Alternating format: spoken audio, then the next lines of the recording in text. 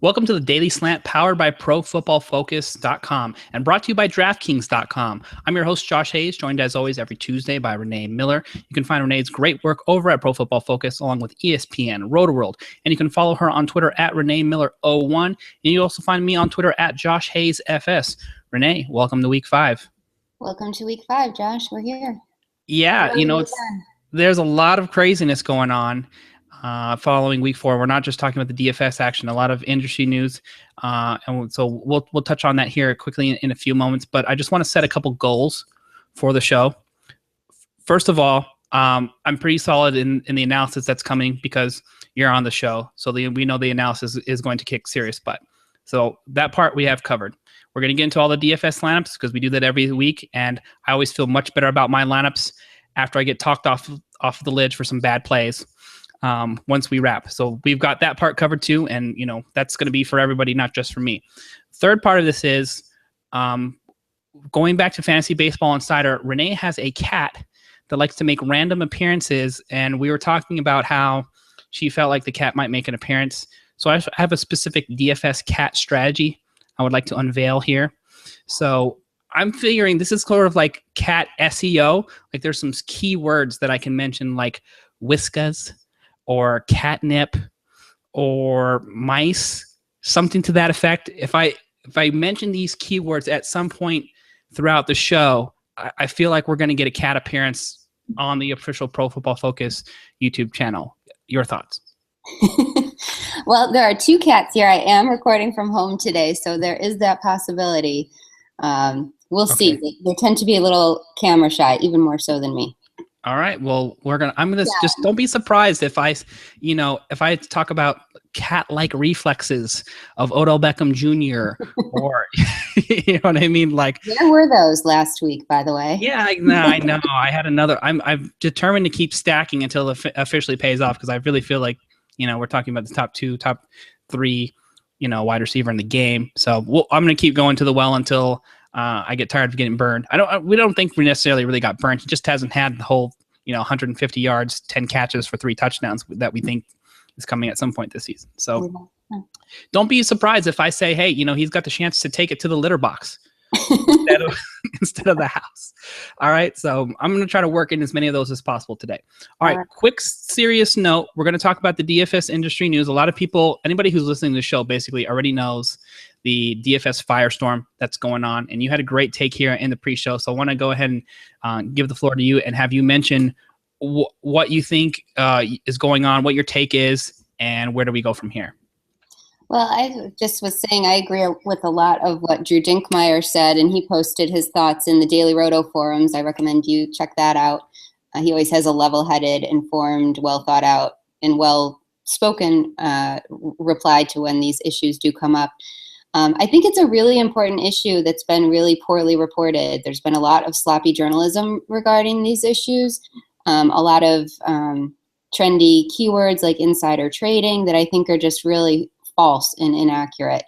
I do think that it's important that these issues get resolved, lest we all find ourselves out of a job or a hobby or a passion very soon. Any sort of improper use of confidential data in any industry needs to be safeguards put into place. And so to the extent that this calls attention to that issue, if that's been going on, if that has had the ability to go on and hasn't yet led to any sort of misconduct, that's great. I think, I'm a really trusting person.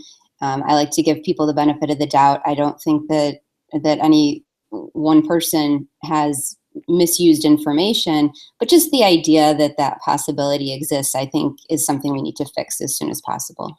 Yeah, I think there's too much on the line at stake particularly for companies like FanDuel, DraftKings, but the entire industry as a whole, for them not to take serious steps like the press release and the news that just the joint statement that came out from FanDuel, DraftKings. That's not enough for me personally. I don't think it's enough for a lot of people there. I would personally be in favor of something to the effect of you have any access at any point, or you have the ability to request access, anything of that sort, you are not a DSS player anywhere, period. And if FanDuel and DraftKings can come out and say that, hey, we have a select team of players and they do not play DFS from this day forward anywhere. And that sort of just puts a lock and seal on the thing. And he's like, here's the names of our people. Here's our staff. These guys do not participate in DFS. And you have the option too. I mean, if these people are, some of these people are, like Ethan, who are big time players and successful, and I have nothing against him or anything else would happen. I think that, like you said, there's a lot of misinformation going on here. If he wants to play full time, he can play. If he wants to continue to work for DraftKings in that capacity, then he can do that as well. I just don't know if it can really have both happen and still feel like people have the proper safeguards in place for the industry. So that's my personal take on it. This is a young industry and it's important. I mean, one of the things that Drew wrote that I completely agree with is that it has been really important to have players behind the scenes in development and in customer service, people that get what the issues are and get where the games need to go and need to be at, and salaries and all that kind of stuff.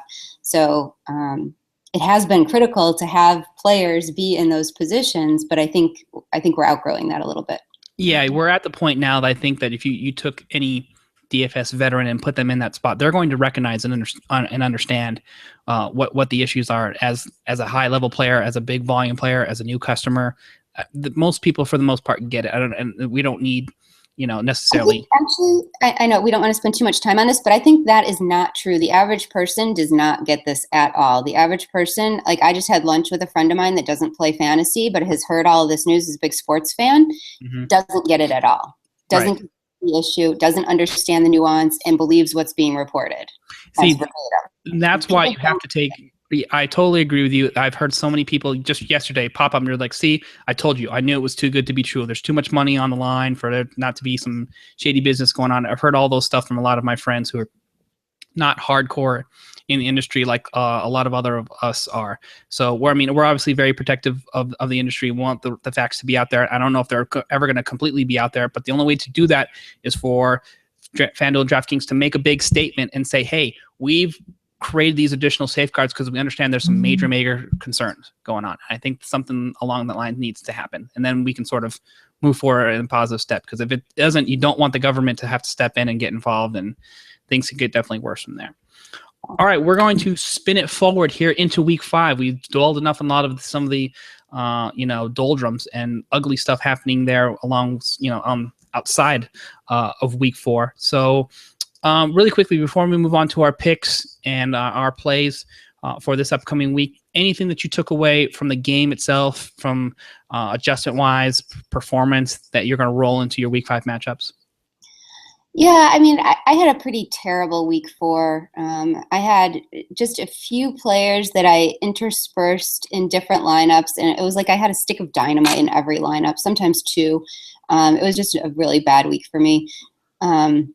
So I did do a lot of reflecting this week and think about, it's really hard. Like one of the mistakes I made, I had a lot of value at quarterback and running back and paid up for wide receivers that tanked, like Odell Beckham Jr. and Julio Jones. I had some Demaryius Thomas that worked out okay, and AJ Green, but thinking it's very easy. It's very easy to be reactionary and say, okay, well, paying up for wide receivers was a mistake, was a bust. I'm never doing that again. Right. Like that's the kind of thing that you have to reflect on and say, yes, that was my strategy going into the week, and it, I picked the wrong ones, or it wasn't a good week for expensive wide receivers. But that's not going to be the case every week. You have to go back to the drawing board, start over with the process of picking out which players are in the best spots to succeed, and going from there, and kind of ignoring the fact that, all the cheap quarterbacks were great last week. Maybe all the cheap quarterbacks won't be great this week. I'm not saying that they were, but trying to find patterns and follow up on the previous week's patterns is not the answer here. As tempting and comfortable as that is for us to do. Yeah, I think I overall broke even across all sites, but FanDuel and DraftKings were a struggle overall for me on the 2 biggest shots there. And I think I need to sort of figure out an overexposure balance or correction to that, because I had just way too many lineups with Aaron Rodgers, with Julio Jones, because I trusted them so much, and I didn't have a problem. I mean, I still did my normal, shots with my 6, 7, 8, 10 lineups for, different hookups and stacks for GPPs. But when you put that many eggs into the basket with those two solid guys and it busts, that's a situation where I might need to figure out how much ownership percentage for these guys is too much. Do you have any advice regarding that? I was probably 80 something percent exposed to Aaron Rodgers and Julio Jones in cash games, maybe higher. Would you recommend against people, that? I mean, and I don't want to speak for a lot of people. I know a lot of very successful players that make one cash game lineup. So that's 100% exposure to the Aaron Rodgers and the Julio Jones. And sometimes it doesn't work out, but sometimes, usually it does, I think is the way to think about that. Diversifying your cash game lineups gets you away. I mean, the idea behind a cash game lineup is that you're following an optimality strategy. You're kind of agnostic to game theory. You're just looking for the greatest talent and opportunity and matchup at every position, and that's what you're going with. And so the more you diversify away from that, the further you're getting away from that optimum. So okay, so what you're saying is don't overthink your cash game lineup if it wasn't successful here in week 4, is what you're trying to tell me? That's what I'm trying to tell you. Okay. All right. I just want to feel good about the play because when I saw that happen too much, I was like, maybe I'm just too much invested into Julio. And I made that sounds crazy now, just sort of reflecting on how good of a season he's had overall this year. But I was thinking maybe I need to take some of these potential plays like, the AJ Greens and go down a notch just to not overexpose myself. But I think I'm probably just being a little bit overreactionary to having a bad cash game week overall with a limited success on the GPP side. So we're going to continue to trudge forward, and we're going to go ahead and kick off our plays here for week 5 across FanDuel, DraftKings, and Yahoo. And we're going to start at the quarterback position like we do here each and every week. Week 5, we got Tom Brady back in the mix. Aaron Rodgers is back at home, and we've got another top options. How many top plays from a cash game perspective or even GPPs among the top tier options are in the tier 1 for you? Now you're going to make me do math. I think Aaron Rodgers still belongs there. Tom Brady definitely is probably the number 1 cash game quarterback in what should be a high-scoring game in Dallas, as dominant as the Patriots have looked. So I think that's probably only a 2-player top tier. Mm-hmm. So no one else cracks your cash game lineup is what you're telling me, aside from Brady and Rodgers this week? No. I thought you were talking about price tiers. Okay, so not at all. I still am fully in love and on board with Andy Dalton. If you want to save some money, I think both Tyrod Taylor and Marcus Mariota could have a place. Maybe not in cash game lineups, but definitely in tournament lineups. And the most intriguing option I have this week that I'm eyeing at this early point is Blake Bortles. I like Blake Bortles, and I'm trying to find a Blake Bortles support group that I can join for week 5. So welcome to the club. We meet on Tuesdays at noon Pacific time. So I feel great about that matchup overall. And I think that the ineffectiveness of the run game and TJ Yeldon has forced Blake Bortles to get into a high volume passing attack, especially when they've been behind most games. They weren't necessarily behind in the Colts game last week, but that's a different story with Andrew Luck out of the lineup. I expect them to be behind for the most part in a lot of spots. And I really feel like we're looking at something to the effect of like 60-40-ish, maybe more in terms of their pass run game split because they just can't run the ball effectively. So, and throwing a lot of deep balls. He's approached. I mean, he's come close to 300 yards. He was 2 yards away from the bonus last week, but he was 27 yards away from the bonus in week 2. He's been like right there. So. Yeah, and he's been fairly safe in terms of turning over the ball. So he hasn't really burned you too much.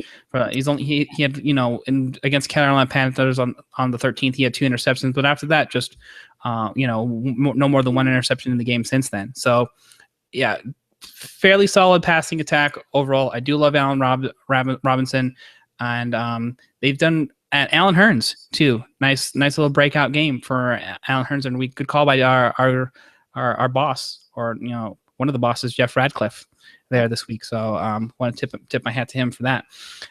So Blake Bortles down there is your deep play. We got to talk about Josh McCown. Okay. I'm trying to use my cognitive bias, or manage that whole deal, like your book says, and understand that this isn't a great Browns team in terms of offense, but he has performed well in back-to-back weeks, 1, and 2, the Browns haven't been ahead in any of these games enough have had the consistent run blocking to commit to the run game. So, and I have the feeling that's going to be the case again on the road at Baltimore, that McCown's going to probably approach 35 plus passing attempts. Are you interested in some Josh McCown for week 5? I'm probably not, but I understand it, and I have had success using McCown a few times last year. I think everything you said is right on. It's just such an unstable offense, and it could go bad. Yeah, I mean, here's the other issue. Yeah, the Baltimore still has a pretty solid defense overall. They're at home. The only thing that you can really take in favor is if there's an offense that's struggled as much, or if not more, in that division, it might be Baltimore's with I think I want to say the worst wide receiver core maybe in the NFL right now, with Steve Smith out of the lineup, no Brashad Perriman. I'm writing about Kamar Aiken way too much already. Yeah, I know. Kamar Aiken all of a sudden looks like a superstar. He looks like Anquan Bolden. Yeah, it's like Anquan Bolden circa 2004 or something. So, yeah, Kamar Aiken is going to be a popular play, and for good reason. And I'm also sort of disappointed too, and I thought that Max Williams was going to be a nice super value play on Thursday. Turns out they ended up splitting the action between him and the other rookie tight end. So if Crockett Gilmore is not going to be in there, and he's still going to be Crockpot Gilmore, simmering on the sidelines, then I don't think I'm really going to have too much interest in any wide receivers aside from Kamar Aiken. So no Joe Flacco for me, even though I think that's a great spot. However, I could see that being like a 10-7 game. I'm not enthusiastic about this game. I will have some shares of Justin Forsett though this week. I think that because of the woes that the San Diego Chargers had on their offensive line, they could have exploited the Browns more if they weren't missing 3 starters out there. And that's been the MO for Chris Ivory and for Latavius Murray there in previous games past. And so I'm going in on Justin Forsett for week 5. How about you?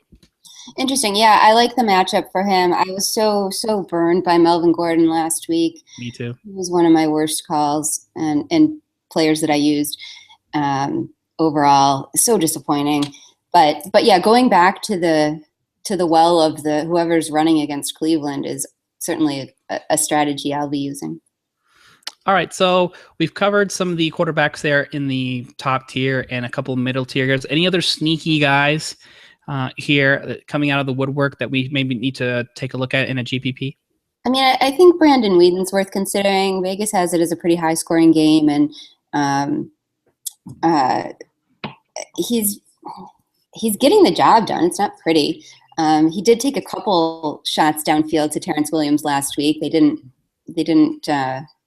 amount to anything, but he cashed one in, right? Down in the end zone. Was that Terrence Williams? Yeah, that was like, 17 yards, 15 yards. Okay, all right. So not a deep ball, but what Terrence Williams laid out and made it look like it was 40 yards.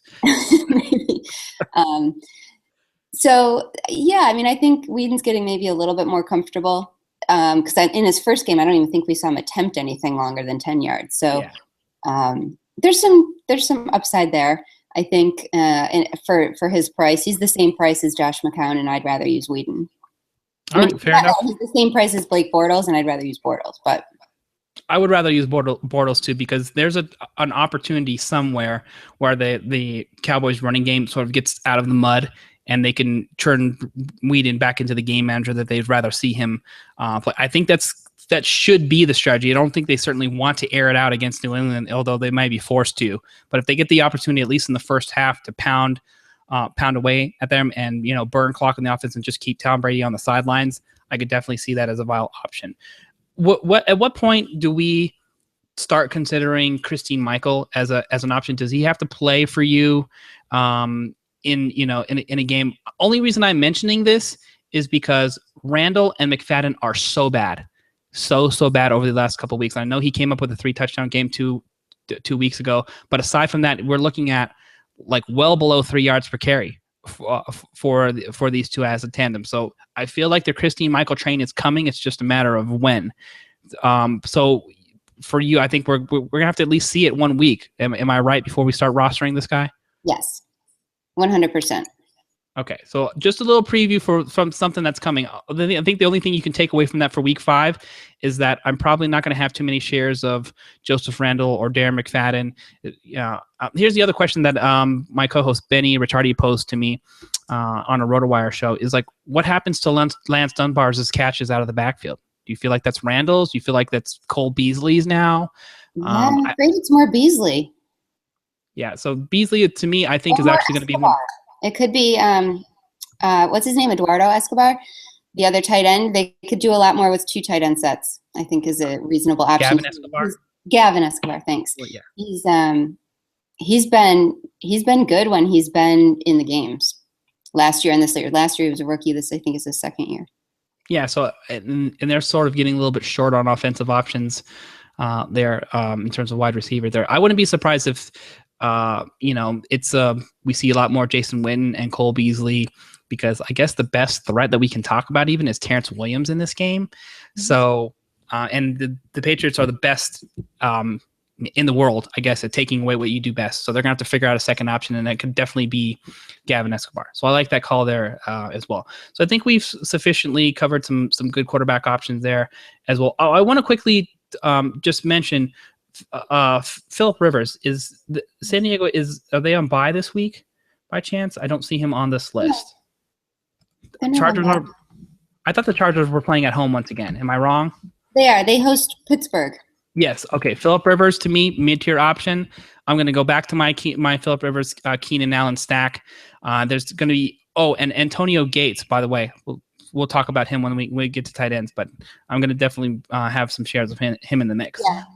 All right, I think that's the Monday night game. So if you're looking at a Sunday only slate, you won't see him. But that's what I have up on right now is just Sunday only. So that's my problem. Okay. Yeah. One of the things I did right, I was talking to Mike Clay on Sirius Sunday morning and said, if you want to go contrarian, nobody's talking about or using Philip Rivers, and he ended up having a pretty nice day on Sunday against Cleveland. So yeah. And what I'm going to say about that too, because obviously I'm a Browns fan, so I watched every piece of that game.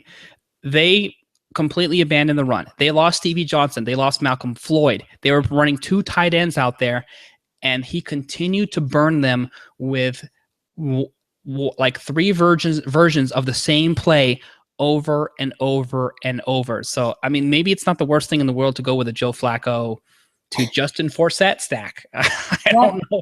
Or Kamar Aiken, if you really feel about that better, because it was an 8-yard drag route run by Danny Woodhead, run by Keenan Allen, run by, Lance Allworth. Everybody ran that route. And it was, they I think put 3 50-yard plays on the Browns over and over and over. And he found, and pinpoint accuracy too. He was dropping the ball in a bucket to Keenan Allen and to all of his receivers all over the field. So Philip Rivers is locked and dialed in. I think it's sort of like a home road thing. He struggled on the road, but a good matchup against Pittsburgh at home once again. So I will definitely have multiple shares in my GPPs of Philip Rivers here coming into week 5. Yeah, I'm just looking his stats up. He's got more passing yards than anyone else in the league. Yeah, and I mean for good reason too, because when you have that three missing starters on the offensive line, and you basically you're going to have to operate out of the shotgun, and like we said, increased value for him with getting Gates back in, which is for a decade now has been his favorite target. So can only be hopefully better for him coming into week 5. Agreed. Running back position here. So let's talk about some top cash game and GPP options for you. Le'Veon Bell is it. I write a segment of the DFS building blocks for ESPN every week, and he'll be mine this week for sure. I don't know what else to say. Michael Vick. Yeah, that's all you need to do. Michael Vick is their quarterback, and he's the Right. most talented running back in the league. So Michael Vick is their running back playing the Wildcat, attempting to play quarterback is what it is. He could not hit the broadside of the barn on Thursday. It was brutal. I feel bad for Antonio Brown. But here's the other thing too. Antonio Brown, I'm just off until Roethlisberger comes back for the most part, or until we see Vic figure it out. Agreed here? Totally agreed. All right. So all that means is like all the Le'Veon Bell that you can afford and share, borrow some salary cap money from some friends, whatever you need to do to get Le'Veon Bell in your lineup. Make it happen. Le'Veon Bell. Blake Bortles will help. Blake Bortles will help you. There you go. Blake Bortles makes it all affordable. I love that. Okay. Justin Forsett, we've talked about having shares of him. Devontae Freeman, looking at his DraftKings price, still 6,300 at home facing Washington. I feel like DraftKings basically just wanted to, slap Devontae Freeman like they just disrespected him or something like that. 6,300. How many touchdowns does this guy have to score before he gets a price near 7K?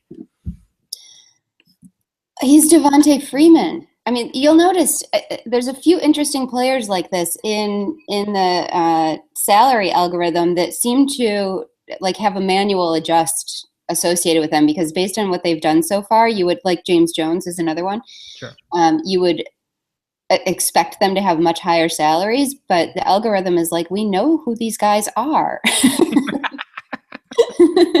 And Washington has actually been one of the toughest matchups for running backs so far this season. They really have improved their defensive front, and I think it'll be a real test for Devontae Freeman. And I didn't use him last week, which also helped me to not win.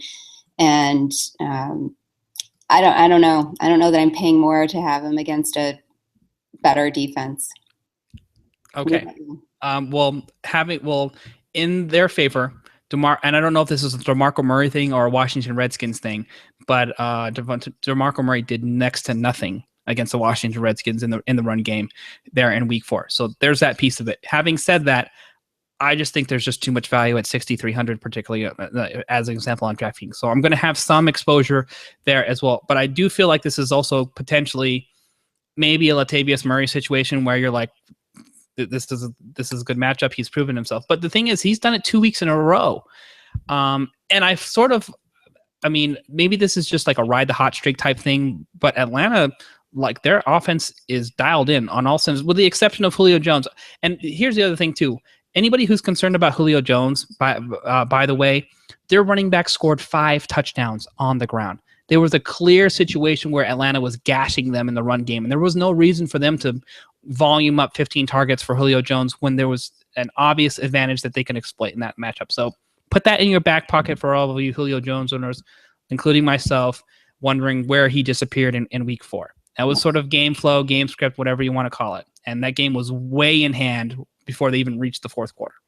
As should this one be. So, for that reason, the 2 reasons to like Freeman are, the 3. He's the guy. Mm-hmm. He's going to get all the volume. Like you said, the offense is really well balanced in the passing game. I tend to think you beat Washington more through the air, but they should have a healthy lead very, very early on in this game, I would imagine. And so that sets up a probable game script that would favor Devontae Freeman. All right. So in a similar situation too, it's a running back that sort of asserted themselves in 2015 that we need to consider at a significant cost savings here. Enters Dion Lewis, 4,800 on DraftKings.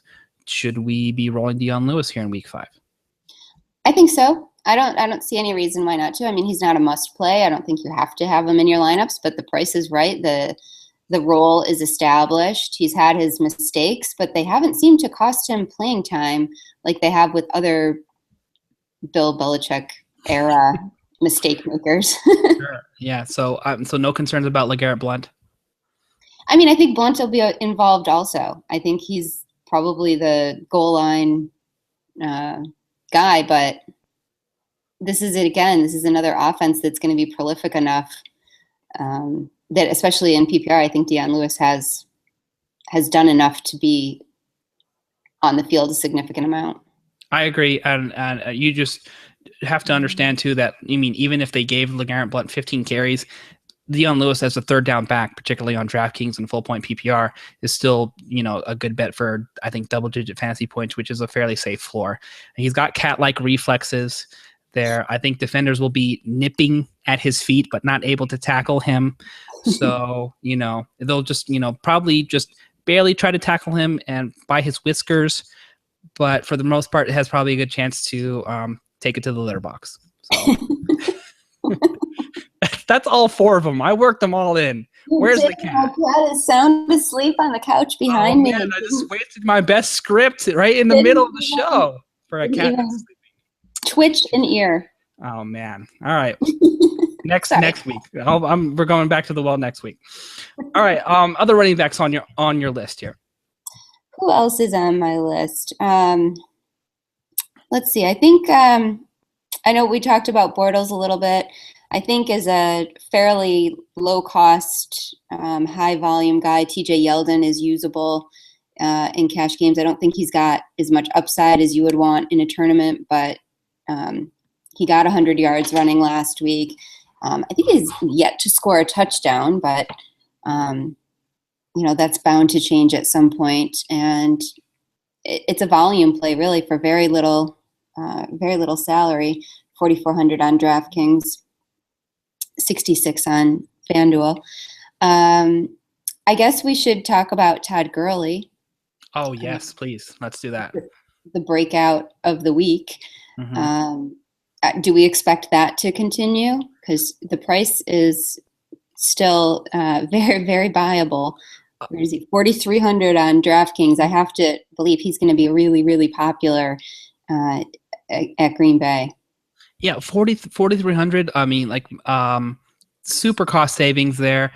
And you saw what Jamal Charles was able to do, even in a game where Green Bay had a pretty decent lead for the most part. So I put him in the top 5 running back ceiling. And I think that's sort of reflective of some of these guys who have exited the top 5 that we thought that were fairly safe, like the CJ Andersons that we had to consider, like the Marshawn Lynches who've been injured. DeMarco Murray, who was, a first round running back, just, now he looks like should be sitting in favor of Ryan Matthews at this point. So yes, please, Todd Gurley, and a bunch of lineups for me. I think he's safe enough for cash in this spot. Would you agree? You are okay with him in cash? I do. I like him in both formats because, like you said, I think he's got that top 5 upside. Here's the other thing too. I think I don't want to put him in Adrian Peterson's class, but if you take a look at the Vikings offense and Adrian Peterson's role, and then take a look at St. Louis and what they're trying to accomplish with yes, it does work. You got your visit. Yes. That was a all right. blur of a one. You know what this means? I'm winning in week 5 in a really big way. You're going to get like a year's supply of Whiskas if I win the Millie Maker. Okay, it's going to be me, my family, you and your kids, and a cat Carnival cruise if we win the Millie Maker in week 5 with a year's supply of Whiskas. Sounds good. Okay, that's on you. Yeah, Todd Gurley. Fully endorsed by Renee Miller and her cat. And my cat. Yeah, but just flipping back to that, do you feel like those offenses are sort of in a similar situation, what they're trying to do offensively, because they don't have a ton of playmakers on the outside or at tight ends? They have serviceable guys. Probably, I'm going to say St. Louis's, wide receiver tight end combo is probably far less formidable, I guess, than Minnesota's. So they want to feature Todd Gurley, and they've invested a lot in the offensive line. So it's all set up if they feel great about him, and he produced at a very nice clip, 25 touches, good shot opportunity. I don't think there's any threat for him in the goal line. No red zone vultures. Todd Gurley all day and twice on Sunday. Yeah. Now that we've seen it, I'm all on board. All right. Any other sneaky guys that we need to take a look at here? Who's a sneaky guy? I mean, maybe Rashad Jennings. He had a really good game in Buffalo. He's had a couple decent games. They're at home against San Francisco, who I don't think is probably, I mean, they have that whole West Coast traveling to East Coast scenario and just have been completely ineffective. They can't keep their offense on the field. So I feel like New York Giants are going to control the game, control the ball. And I think they'll try to do that most with Jennings. Okay, I like that play. I think Jennings, to me, is the one guy who's shown enough like explosiveness for, splash plays out of the run game. We just really haven't seen that out of Andre Williams or anybody else effectively. I still don't like that there's some sort of weird time slip going between the two, because I mean neither of them were really setting the world on fire here in week 4, but you know that you at least have that ability in Rashad Jennings, and we haven't really seen too much of that from Andre Williams. So I like that play as well. I would like to ask if you have any interest in one Duke Johnson, who played like a wide receiver for the Cleveland Browns here and got a ton of targets, basically what they've been sort of preaching here in the preseason and come leading up to the week. It's weird. The Browns, in all their genius, tell the press they want to feature Duke Johnson and get him more involved in the passing game, reveal the game plan, and then they go out and do it. I don't understand. I mean, people say that they're, mismanaged. I don't know why. But they were able to execute it, lo and behold. So Duke Johnson, 9 receptions. I mean, and a nice catch in the end zone for a touchdown there as well. It's really him and Travis Benjamin, the only two people. I mean, Isaiah Crowell is still getting the majority of the carries and goal line work, but although Duke Johnson did get one goal line carry that he got stuffed on. So, but I feel like for upside and potential, there's a spot at some point in the season where Duke Johnson is going to be the guy, sort of similar to Amir Abdullah, where they've recognized, okay, here's our guy with the most talent in the backfield, and we just need to feature him. So I think that's sort of coming. How much are you GPP only right now with Duke Johnson, or can you make a case elsewise? I think I would be GPP only, just because it's the Ravens this week. If it was somebody that was a little bit overall softer against the run, I might be more inclined to roll him in there, use him in cash, but it's still, I mean, it's a competition on a bad offense. Here's the other problem too, is when you look at Todd Gurley for 43 and Duke Johnson is going to cost you 46, it's just tough to say, how do you not go Todd Gurley every time when you know Isaiah Crowell's there and they're playing the Ravens and it's some sort of timeshare. Right. So I want a little bit of exposure. I don't want a lot of exposure to Duke Johnson at this point, but I think it's worth putting on your radar for the time being, because there is a significant cost savings at this point, and a breakout could be coming sooner than later. So the really, really cheap guy that I'll probably write about a couple times in some of my bargain or contrarian or value articles is Antonio Andrews. He's, the Titans were on bye last week, so people might have forgotten that he was really the star of week 3 in terms of no name running backs. He's only 3,500 on DraftKings. I don't have his 56 on FanDuel. So Buffalo's at Tennessee this weekend, but if the Titans used the bye week to make any tweaks, I think one of them could be to have a more featured role for Antonio Andrews to help offset the pass game. So I like him at minimum price. Again, tournaments only, but another way to, pair him with Le'Veon Bell becomes very, very affordable. Yeah, leave it to Yahoo to somehow figure out how to not minimum price this guy, by the way, also too. So, but still pretty decent value all the way anyway. $14 on Yahoo. So you're still getting a pretty good discount overall. By the way, Yahoo's finally cried uncle and saw that it's not $1 million baller anymore. Did you see that this week? It's 750K baller. So I think they've decided they've ate enough overlay in order to say, all right, hey, people are backing off here a little bit into week 5 and they need to be a little bit more reasonable. So smart move on their part. Hopefully they get on board with the rest of the other stuff that DFS players want, like rewards points and referrals and, those sort of things, all the other extra bells and whistles that, are standard offerings on the other sides. So, all right, wide receivers now. Interesting situation coming up here for week 5 because the matchups itself, I think, present like a good 6-7 tier in the top, and now it's just not all Julio all the time after we saw what the Atlanta was able to do on the ground last week. So I think to me he's still number 1, but it's in the back of my mind, and you don't really get too much of a discount with Julio Jones overall across the site. Still 9,200 on FanDuel, for instance. There, what's the play here? I mean, I don't think Julio Jones is a bad play. Again, like I said, I think that they're going to come out firing, and Washington's secondary is pretty beatable, especially by a guy like Julio Jones. So I think he'll get back on track this week. I mean, the way he's priced, he really has to have a monster game to pay off that salary. Right. So it's by no means a must play, but I think he's fine. My next guy, I mean, we already talked about Odell Beckham Jr. and how he's due for the 153 touchdown game, which could also very well happen this week against the 49ers. I'm big on the West Coast to East Coast travel in that spot, and we've seen them traveling in both spots get burned. Are you in on San Francisco as a target this week offensively with Odell Beckham? Absolutely, him. I mean, and I already talked about Rashad Jennings too. Those are the 2 players that I would use. Okay, so dropping down in this middle tier here is, I think, a player that stands out to me in the lineup optimizer from Fantasy Labs here. Julian Edelman, 7,700 on FanDuel. How much exposure? I'll have a lot.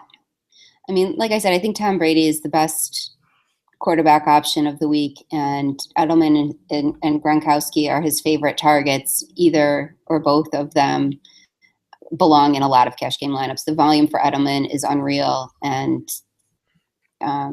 Dallas gives it up. So it's safest. I think it's maybe the safest floor out of any of the wide receivers that you could potentially play here this week, because he's not touchdown dependent.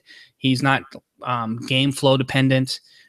I think there's, even in rare cases where we saw like 20 something plus carries for LeGarrette Blount, he's involved, and that he's going to get 5, 6, 7 targets, and they're going to be high percentage catches with now some opportunity to cash in the red zone this year as well. So I love Julian Edelman as a play. Before we get into some of these mid-tier options, I want to quickly just mention here Cole Beasley, 3,100 on DraftKings. We mentioned his name, so now you know the price there as well.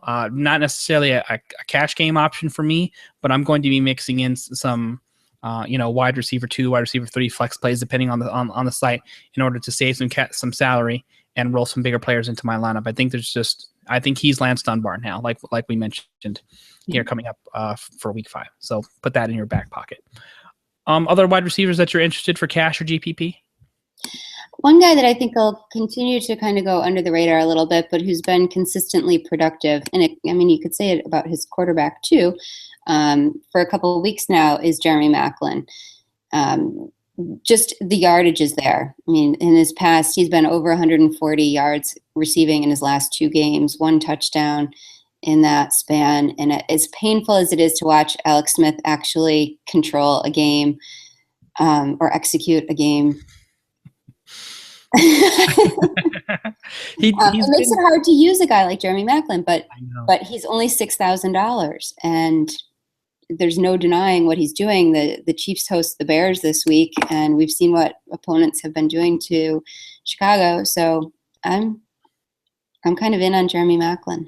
I'm in on Jeremy Maclin as well, and I think on the flip side of that too, as much as everyone loved Amari Cooper coming into week 4, I think I'm a little bit off of him this week, and it's not just because he didn't perform at the top 5 wide receiver level that we had hoped for last week. It's more of a function of the Denver defense, which is, to me, stout. And I think it's actually maybe a little bit of an aberration that the Minnesota Vikings were able to score as much as they did against Denver at home, given what they have to offer offensively, aside from Adrian Peterson there. But their corner tandem is maybe among the best in the game, along with their pass rushing tandem. So it's no surprise we've talked about them over and over having the best defensive grade overall in Pro Football Focus for 2014. I expect them to put together similar production, and for that reason, I'm just off Amari Cooper here. Yep. And Derek Carr too. I mean, they have more takeaways than any other team so far. So they're not only stout in the real sense, but they're fantasy unfriendly to opponents too. Yeah, absolutely. So the next piece of this here is we're down in this middle or lower middle tier here. I'm looking at a guy like Pierre Garçon for 5,300. You expect Washington to be behind, like we talked about. Now there's a concussion issue here with Jordan Reed. I just feel like this might be a situation where he has to get force fed the ball, because there really isn't much else in terms of options or opportunity in the passing game for the Washington Redskins and Kirk Cousins. Your thoughts on Pierre Garçon? I think Garçon is probably the safe option. I think that Jamison Crowder is the upside option. He's minimum salary everywhere. I don't know if I'm right about that. Close to minimum on FanDuel also, but he's seen. I could look up his numbers. He's seen a lot of those missing targets come his way for the Redskins, and been reasonably good the last 2 weeks as far as fantasy points relative to salary. 6 and 7 receptions in his last 2 for 110 yards. No touchdowns yet. I still think probably Garçon is a safer play, but Jamison Crowder is definitely on my radar, is another one of these minimum salary guys that allows you to fit in a lot of the Gronkowski, the Le'Veon Bell, the Julio Jones if you want. All right, fair enough. Sticking with the Redskins here, I know this isn't a wide receiver, but he's sort of I thought he was originally Lance Dunbar-ish, and all of a sudden he showed up with 6 carries for 53 yards. We're talking about Chris Thompson here for the Washington Redskins. I wrote him up in my punt play piece for week 4, and he made me look reasonably good with, I guess I expected him to sort of just get the same sort of game flow that he had the previous week, where they get into passing mode there in the late third, fourth quarter. He's on the field. I mean, he did have 2 catches for 24 yards, but he actually did more damage on the ground than he did in the passing game. But the interesting part of this too is Matt Jones was supposed to be the fantasy darling following week 2.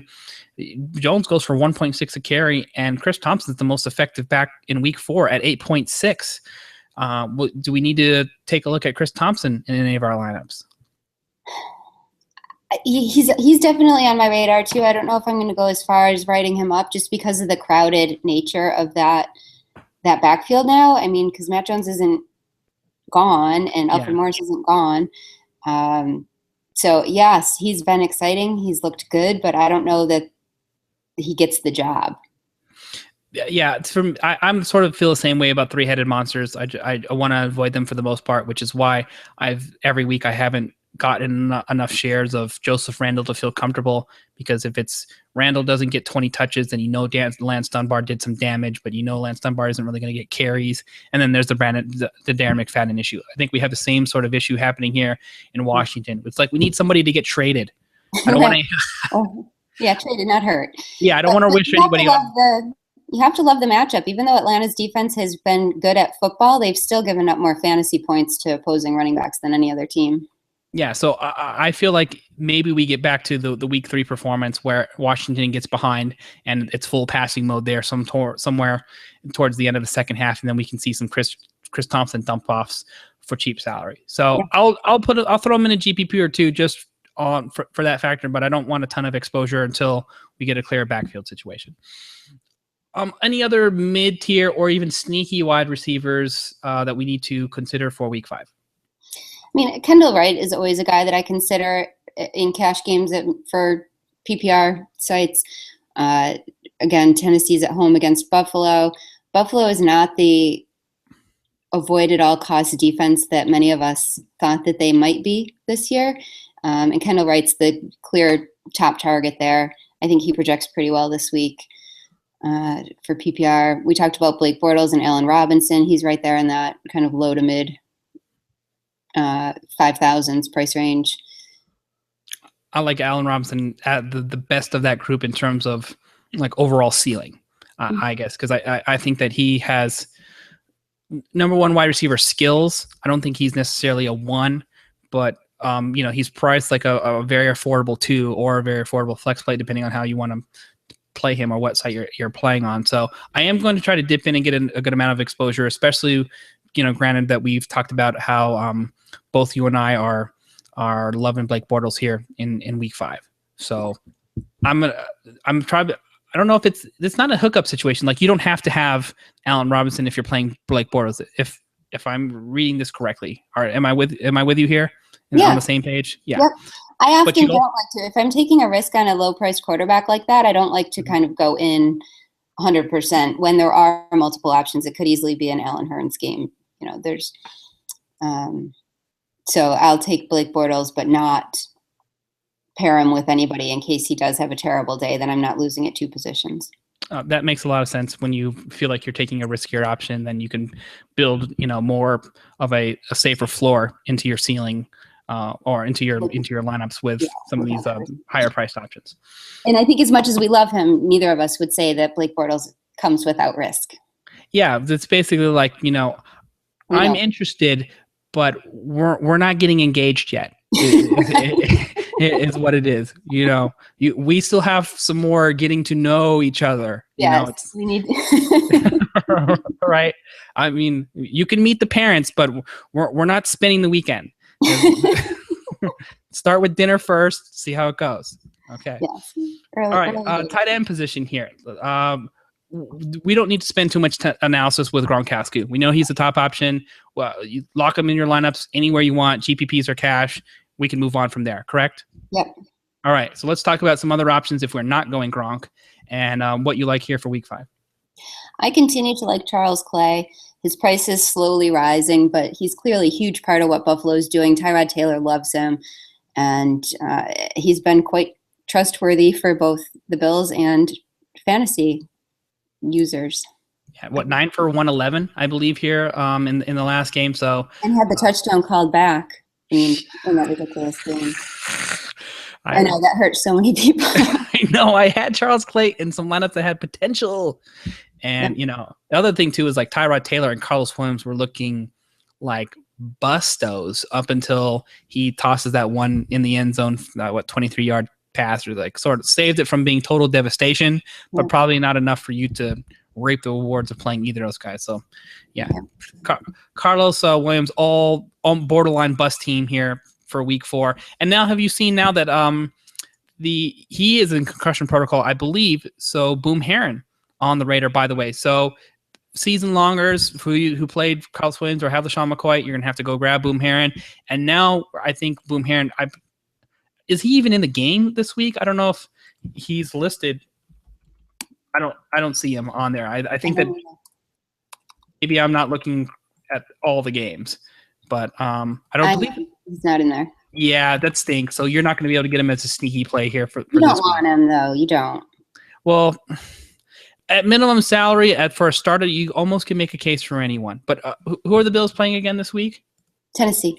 Okay, yeah, against Tennessee, I would have been fine with rolling him in the lineup in a GPP. I mean, can it be any much worse than Carlos Williams? I actually like Boom Herron's talent, by the way. I thought he did a fine job for the Colts down the stretch when they were making their run into the playoffs, and they finally decided that he was better than Trent Richardson. Yeah. So, but what we're talking, he had some flashes. But. Yeah, he did. But we're talking about is just a placeholder for LaShawn McCoy until LaShawn McCoy gets healthy. So, there's that. All right, some other tight end options. We mentioned Gavin Escobar before. We mentioned his brother Eduardo Escobar. So if you're looking for, if you're looking for a double play combo, you have that option. Don't play Eduardo Escobar. Do play Eduardo Escobar in, DFS brother leagues or baseball or something like that. Right. I mean, everyone's going to be talking about Owen Daniels this week because he's facing Oakland, and Oakland just hemorrhages fantasy points to tight ends. He's 2,700. I had this debate too with on the show that I just recorded and posted for RotoWire an hour and a half ago with Benny Ricciardi. I said I think it's an obvious play because they've getting gashed, and people had questions about Martellus Bennett, and then they probably should have had less questions when they knew Cutler was back into the lineup. But here's my issue with Owen Daniels itself here. The entire Broncos offense is a mismatch in terms of Demaryius Thomas, Emmanuel Sanders, maybe less so for Ronnie Hillman, but he's finally flashed and popped up and finally done something in the run game. So I don't necessarily see it as as Owen Daniels getting 10 targets his way coming this way, because they have such great options among their wide receiver core. Yeah. So do I think it makes sense? I think you have to take some exposure at 2,700, for instance, on DraftKings for sure. He has a touchdown in each of the last 2 games, which is nice to see coming into this matchup. And at that price, 2 or 3 receptions and a touchdown is enough. Right. So, you can definitely pay off the price tag. I just don't see a Martellus Bennett or even Gary Barnidge big ceiling given his age. He's just not as explosive. But I mean, I could be wrong. You know what's maybe what I need to do is think back to the last 2 seasons where Julius Thomas ended up with 3 scores in the red zone on 4 targets or something. That could easily happen once again. So I am going to have some exposure given the lack of defense that Oakland's demonstrated against tight ends, but I don't think I'm not all in. I'm not going to treat it as a Greg Olsen situation like I did last week, which is another guy who I had way too much exposure to. Mm-hmm. So in my GBPs at least. So I think I'm going to spread it out. And another guy that I want to talk about too here in terms of like sneaky cat-like quickness and ability is nothing. I got a head turn. Okay. Tim Wright. Now, with Eric Ebron going out of the game and Brandon Credigood yet to play a snap or even practice this season, Tim Wright, I think, had one big catch down the stretch in the 4th quarter that set up the Calvin Johnson fumble-rooski on Monday night. So, Tim Wright, interesting, maybe. Boy, I've liked him at different times during his career. It's never really worked out that well. I don't know what – I mean, he's had better opportunities than this, you could argue. Tampa Bay, yeah.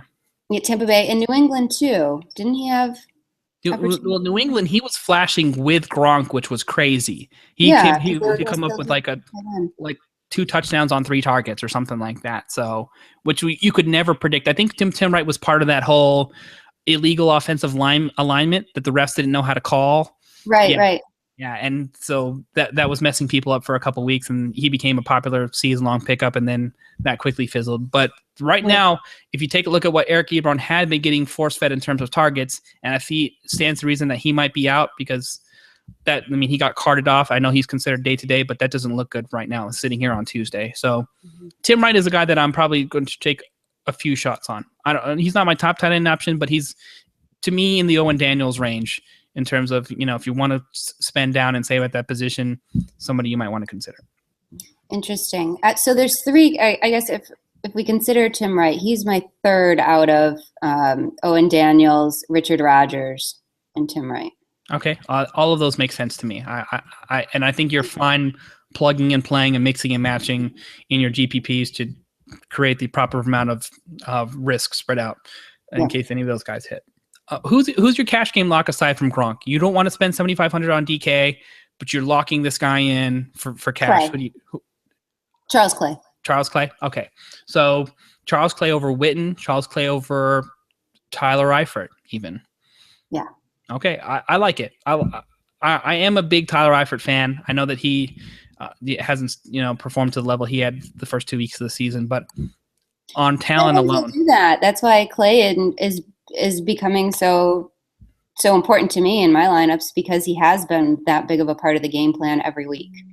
Yeah, I feel like Tyrod Taylor trusts him, and he never has to make He never has to make a 50-yard throw to get to Charles Clay either. If he's on the run, that guy's always in a mid-medium range safety valve route, which is why he ends up getting 9 catches last week in that game where they had to throw a good amount from behind. So, all right, we've covered the tight ends, and last but not least, we've got the defense here. Renee, I'm in a similar situation too, where I don't love a ton of defensive options here in week 5. I think there's a few, but I ended up getting this wrong half the time throughout this year. This has been one of my problems for 2015. So maybe you can help me right the ship here in week 5. No, I haven't been super great at defense either.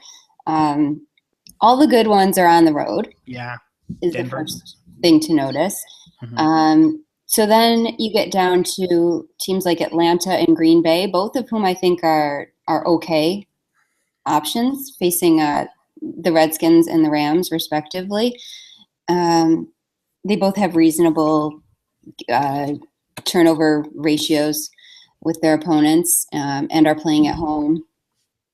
I don't think either of these games is supposed to be too high scoring, which is something else to look at. A home team in a low scoring game is a positive thing for your defense.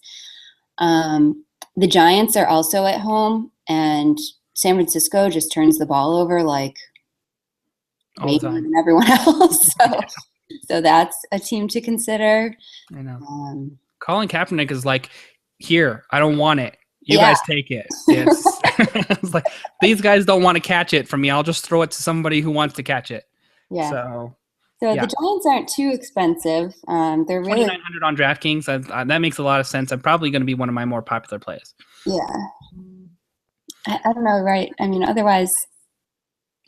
See, I think we're in a mix and match situation for the most part. Like, if you pick a couple that you like, I like Denver, although they're on the road. I like the Giants at home. Buffalo against Mariota could make some sense. Mariota has held his own, but he's also had the propensity to throw multiple interceptions in multiple contests this season. So that interests me. Green Bay, I really don't think that they have much to St. Louis has much to offer aside from Todd Gurley. So I'm glad you mentioned them. They make some sense for me as well. Aside from that, I mean, I feel like we're sort of throwing darts here in week 5 because the matchups, you haven't found any of these stout teams or teams that have put up stout defensive performances that are at home. Right. Seattle, are you interested at all? No. Yeah. The bigger concern for me is how often Russell Wilson is having to get off the field because that offensive line is bad. So even if Seattle's defense plays well for a time, now they have to go on the road. They've got some serious concerns in terms of riding their own ship, and that's going to cause a problem for a defense that has to stay on the field longer than it should have. So I won't be having too many shares of Seattle, although they're priced at the top spot there. And Cincinnati, like you said, Andy Dalton, I don't think that's a guy that you really want to be targeting at this point as well. He's played as well as almost any quarterback in the league here first 4 weeks of the season. So not much exposures to Seattle for me.